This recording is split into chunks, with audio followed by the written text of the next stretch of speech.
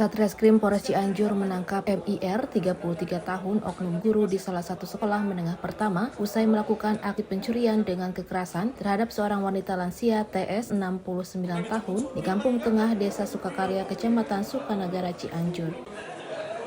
Pelaku MIR 33 tahun merupakan seorang guru di salah satu sekolah menengah pertama di Cianjur dengan status pegawai pemerintah dengan perjanjian kerja atau P3K. Dari hasil pemeriksaan petugas kepolisian, pelaku nekat melakukan aksi tersebut lantaran kecanduan judi online. Selain itu, diketahui pelaku merupakan keponakan korban. Hubungan antara pelaku MRI dengan korban TS merupakan kerabat dekat bahkan masih terikat hubungan kekeluargaan. Menurut petugas, pelaku Y sebelumnya mengetahui jika korban memiliki simpanan harta benda berupa emas, perhiasan, dan uang yang disimpan di dalam kantong plastik di rumah korban. Dalam melancarkan aksinya, modus pelaku mendatangi rumah korban lantaran berdekatan dan membangunkan korban jika ada dua orang asing nongkrong di dekat rumahnya pada Minggu dini hari. Setelah pelaku pamit, kemudian korban pergi ke toilet. Namun saat korban keluar dari toilet, korban langsung diserang pelaku dengan menutup matanya, dicekik, diseret hingga dipukul di bagian mulut dan kepala. Akibat kejadian tersebut, korban alami luka lebam hingga 2 giginya copot. Saat ini korban tengah dalam proses pemulihan setelah mendapatkan perawatan intensif. Yang bersangkutan berstatus sebagai pegawai pemerintah dengan perjanjian kerja atau P3K. Nanti kami perlihatkan, ini kotaknya terlalu besar mengenai status yang bersangkutan.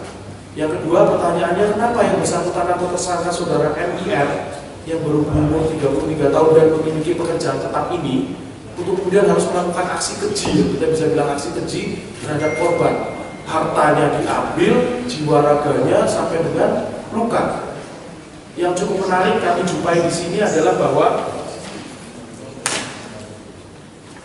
saudara MIR yang telah kami tetapkan sebagai tersangka dan kami lakukan upaya paksa berupa penahanan oleh Satuan Reskrim dipimpin oleh Pak Kasat Reskrim melakukan perbuatan keji tersebut karena hal yang sama-sama harus kita hindari.